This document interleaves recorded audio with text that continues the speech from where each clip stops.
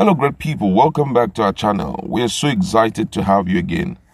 We brought the news today that the Joint Security Force, alongside Oodua People Congress, as OPC, had arrested the man who is considered to be the Fulani warlord, which to some people was faceless, but now we've gotten to see his face, talking about Iskilu Wakili.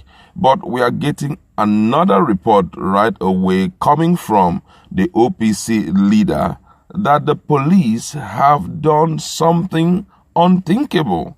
And that's what we are going to see right away, because for me, this is really shocking. If a man that they were earnestly looking for has been caught or captured by these OPC guys and the Joint Security team, why are you then taking another decision which is not favorable to the people who had helped you to capture this man? Let's look at that in a jiffy. But before we continue, if you're not subscribed, just hit the red subscribe button and also the bell icon so that you can get notification anytime we publish our videos.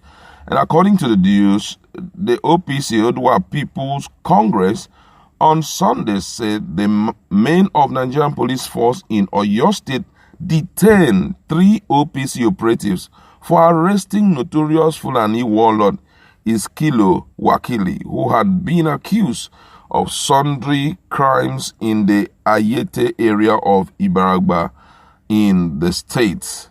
It has been reported that farmers and residents of Ayete live in perpetual fear of Wakili, who was accused of displacing them from their farms.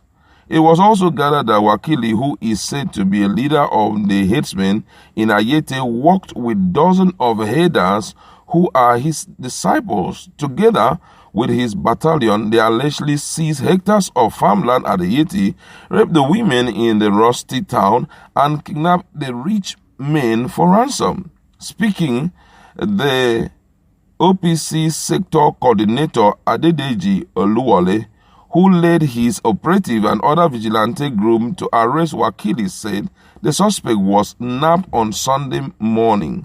Oluwole, the Federal Capital Territory OPC coordinator, who is also an indigene of Iwara, said he relocated 4 months ago to Ayete to bring Wakili to book after security agencies failed to arrest him. The OPC leader said it took over 4 days of continued operations and surveillance to nab Wakili and 3 of his accomplices. According to Oluwole, more than 10 OPC operatives went to the mission. He said Wakili's men shot fiercely at the OPC operative before they were eventually nabbed. He, however, expressed shock that the police detained 3 of his men after they handed over Wakili. According to him, he said, "We took Wakili and the 3 others from Iganga to Ibora and handed them over to the DPO at Ibora. The name of the DPO is Ajayi Mark. As I am talking to you, they have taken them to Iyaganku at the state CID in Ibadan with 3 of my boys," Oluwole opened up. Continuing, he said, "When we took Wakili to the police this morning, the police said we should take Wakili to the hospital first, which we refused because we are not in the position to do that. We told the police that they have been complaining all these days that they wanted to arrest Wakili, and now we have brought Wakili to their doorstep. They should take over. Nobody touched Wakili. Nobody hurt him. There are no traces of any hurt on him. He is an old man, and we have promised the whole world that we won't hurt them, but we would arrest them for the whole world to see who is Wakili, because all this while he has been a faceless person. While he has been a faceless person, nobody knows him. We didn't beat him or harm him. When we nabbed him, we put him inside a vehicle and handed him over to the police." The DPO then said he got a signal from the CP, Commissioner of Police in Iyaganku. "They have taken 3 of my men by Iyaganku now." When contacted, the police public relations officer in Oyo State, Olubenga Fadeyi, did not respond to call but put to his line. A text message sent to his phone was also not replied to as of the time of filing this report. This is why I have said that if you've listened to my previous video, I did say that the reason why the locals are not ready to give any intels about criminals around them is because when they divulge this information, at the end of the day, they may even pay it with their lives. Sometimes it will be so tough that you end up building an empire of enemies for yourself because you wanted to save the environment you found yourself in.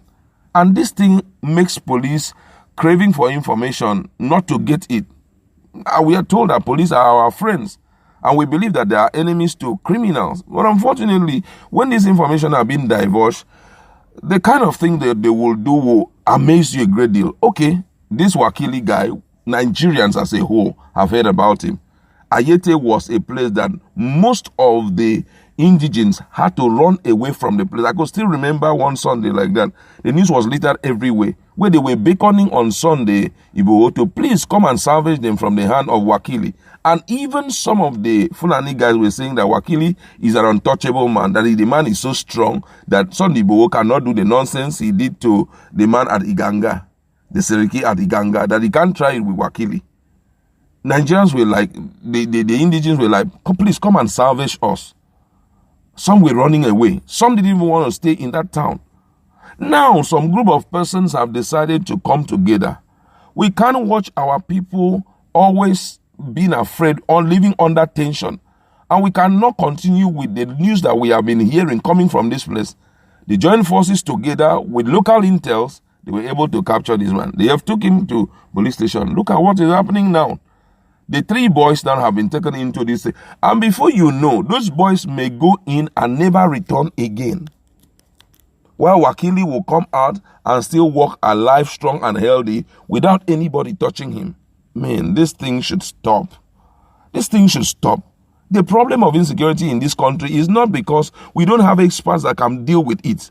I can assure you that if you allow the locals in Borno State to give you enough intels about these so-called Boko boys, it will be so small like this to handle them. I could still remember there was a case where we heard that some of these Boko boys went to a particular town and virtually deleted that town. And when they had to disclose why they did what they did, they said that the people that they killed were actually, I think those guys, they had to I think it was their head or something that they took away. They now had to disclose. The reason why they did that was because those people were the local intels who were feeding the police with information about them. And with that, how did the Boko boys get to know that, these were the people that were giving intels about them? Somebody inside the boat leaked it out. That is where the problem is. And that's why it's so difficult. Look at what is happening currently in the military, where we hear that more than 300 people are leaving military. How about what is going on? It's not because the people are not okay with the funds they are receiving. The salary is too small. Of course, no. But they just realize that there is no guarantee for their lives. I can assure myself that as I'm going, I'm coming back. Not because those guys out there are stronger than us, but there's a lot of other issues revolving around this issue of insecurity, and we can't waste our life like this. We've heard several of them speak out on videos. These things must stop once and for all. For me, I was thinking by the time they take this old man to the police station, that it will be a case of congratulating all those who were part of that joint security team and even the Odua People's Congress, that they are going to congratulate them. But here what Oluwole, who is the coordinator, is saying that it's a different ball game. The story has changed. Before you know, they will ask you, who gave you the right to arrest the person? They will ask you a question that but so I was trying to help you. Before you know, you land into a trouble of a lifetime. This is not good at all. Let us stop all these things. It doesn't help.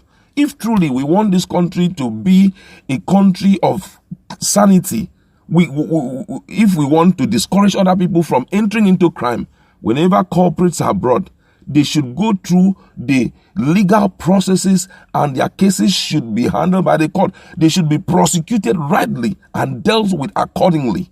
Not all these things that we are seeing. I am so hopeful that the police will not fail us.